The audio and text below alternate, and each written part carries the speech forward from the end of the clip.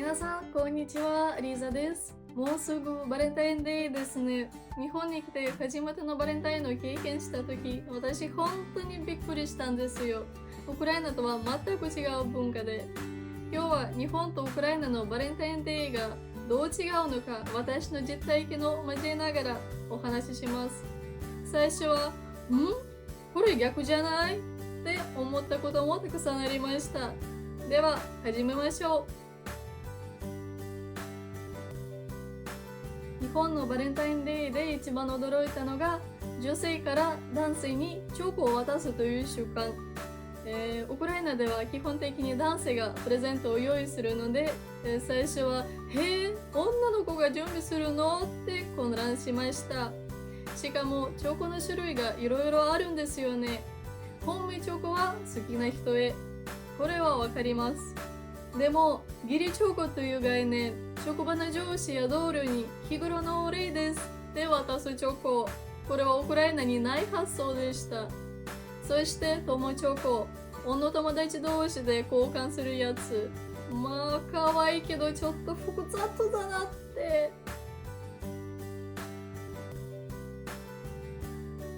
1月になるとデパートの1階や地下がもうチョコレートだらけ。ゴディバ、ピエロマルコリーニ、いろんな高級ブランドが並んで、パッケージもすごく綺麗なんです。でも値段を見てびっくり。1箱3000円、5000円、中には1万円を超えるものも。ウクライナならその金額でレストランに行けちゃうなって思いました。限定デザインとか、この時期だけの特別なフレーバーとか見てるだけでワクワクします。あと青果コーナーで材料を買って手作りチョコを作る人も多いですよね。日本の女性本当にすごいなって思います。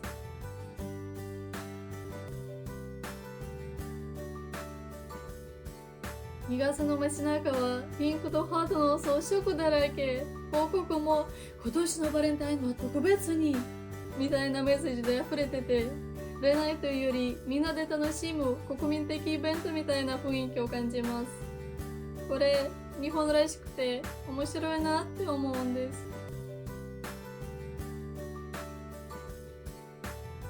ウクライナのバレンタインデーは日本と違って男性も女性も両方が頑張る日なんです。男性は花を買ったりレストランを予約したり、女性は特別な料理を作ったりプレゼントを用意したり、お互いがお互いのために何かをする、そんな感じです。だから日本の女性だけが準備するスタイルとはちょっと違いますね。プレゼントは何が多い？男性からのプレゼントで一番多いのは花、特にバラ。バレンタインの日は花屋さんが賑わいますけど、日本みたいに朝から行列ができるとかそういう感じではないんです。他には、チョコレートやお菓子、ぬいぐるみ、ジュエリー、香水、女性も手作りのお菓子を焼いたり、ちょっとした贈り物を準備したりします。カップルはだいたいこんな感じで過ごします。ロマンチックなレストランでディナー、映画館デート、それか家でキャンドルを灯して特別な食事。冬だから雪の中を散歩してから暖かいカフェで休む。なんというのも定番ですね。意外かもしれないけど、ウクライナでは家族でバレンタインを祝うこともあるんです。まあ私の家族もそうでした。お母さんが特別な料理を作って、家族みんなでテーブルを囲んで、恋人だけの日じゃなくて大切な人たちと温かい時間を過ごす日という感覚もあるんですよね。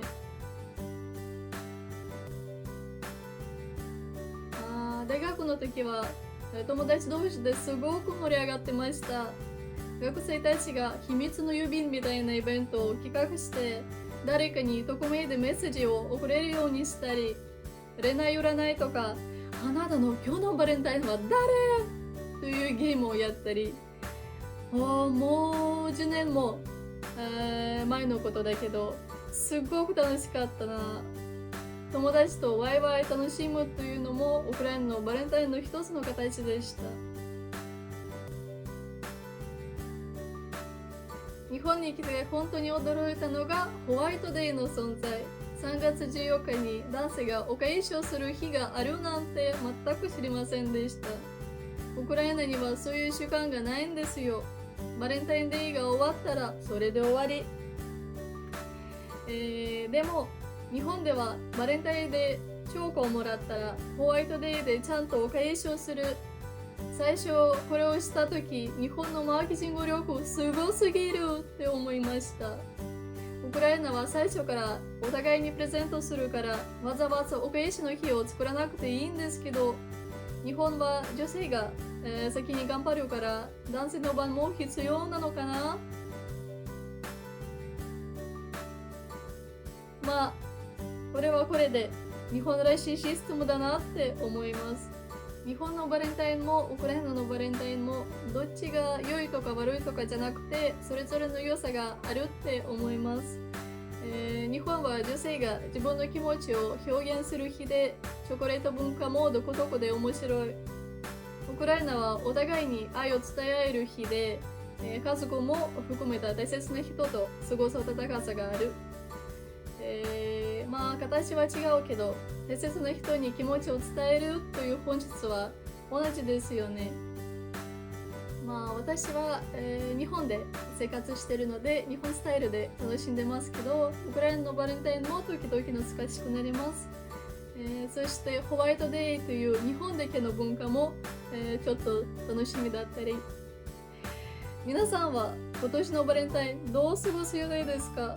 よかったらコメントで教えてください。それでは素敵なバレンタインをお過ごしください。また次の動画でお会いしましょう。バイバイ。皆さんのこと大好き